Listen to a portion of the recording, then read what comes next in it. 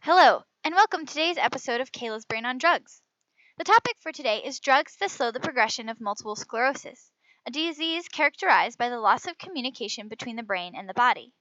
I'll be focusing on two different drugs, fingolimod and mitoxantrone. So, what is fingolimod? Fingolimod is used as a medication to slow the progress of multiple sclerosis. In the early stages of the disease, fingolimod is used to help prevent relapse remission of symptoms. Its chemical formula is C19H33NO2. Fingolimod falls under the category of immunosuppressant agents. You may be wondering, what does fingolimod do?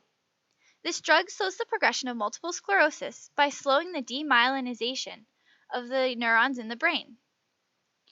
Neurons have a fatty membrane that coats sections of the axon, called the myelin sheath, which is broken up by the nodes of Ranvier. Only the nodes of Ranvier are uncoated, allowing the action potential or electrical signal to jump from node to node, while being insulated by the myelin. This allows messages to pass through the neuron more effectively than without the insulation. However, in patients with multiple sclerosis, lymphocytes, or in this case T cells, cross the blood-brain barrier and begin attacking the myelin as if it were a foreign substance. The demyelination of the neurons in the brain causes most of the symptoms associated with MS. Fingolimod helps prevent this demyelinization and therefore slows the progression of multiple sclerosis. How does fingolimod work? Fingolimod, or FTY720, performs two different functions within the lymph nodes. In the body, there is a system known as the lymphatic system. It is used for the return of fluid lost from the cardiovascular system. However, there are small organs that filter this fluid before it is returned to the blood. These organs are called lymph nodes. Within the lymph nodes, there is a maze of connective tissue that contains lymphocytes, also known as white blood cells. When T cells, a type of lymphocyte, enter the lymph node, they have a specific receptor on their surface. This receptor is called a sphingosine 1 phosphate receptor, or S1P1. The second number refers to one of 5 different types of S1P receptors. S1P exists in a concentration gradient, with the higher concentration being near the vessel leaving the lymph node. Within the node, S1P binds to the T cells with S1P1 receptors, allowing them to follow the S1P concentration gradient out of the lymph node and towards the rest of the body.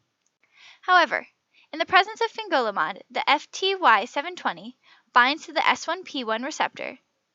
When this happens, the receptor is taken back into the cell and slowly digested. Without the S1P1 receptor, the T cell is no longer able to follow the S1P concentration gradient and exit the lymph node to the brain.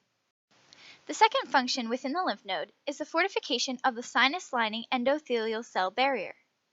Within the lymph node, there is a barrier that T cells must cross before they leave, called the sinus lining endothelial cell barrier.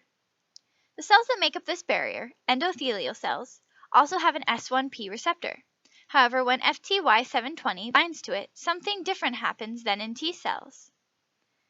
The activation of the S1P1 receptor in the endothelial cells stimulates the tightening and enforcement of the barrier between the lymph node and the vessel that departs the lymph node. When this barrier is reinforced, the T cells cannot go through it. Therefore, in the presence of fingolimod, T cells cannot leave the lymph node.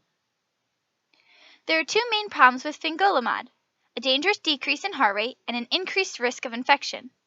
The increased risk of infection is due to the drug's inhibition of T cells and therefore the immune system. There is also a decrease in heart rate after the first few doses of fingolimod, but after a month or so, heart rate returns to normal. What is mitoxantrone? In addition to fingolimod, is a drug used to slow the progression of multiple sclerosis. It has a chemical formula of C22H28N4O6.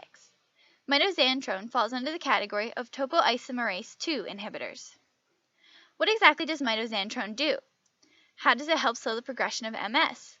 In addition to slowing the progression of multiple sclerosis by decreasing the autoimmune response, it decreases the symptoms of MS by blocking inflammation molecules in the central nervous system. However, how does mitoxantrone work? It has two different mechanisms of action.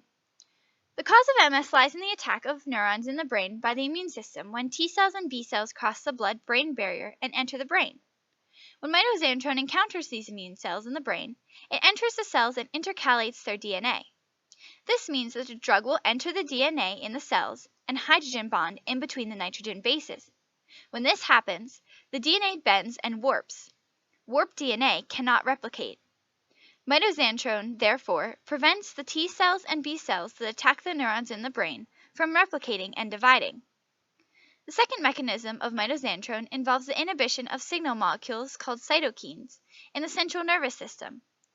There is a certain cytokine that has been associated with the signaling pathway that stimulates inflammation in the central nervous system. This molecule is called gamma interferon. The inflammation that this molecule causes leads to some of the symptoms of multiple sclerosis.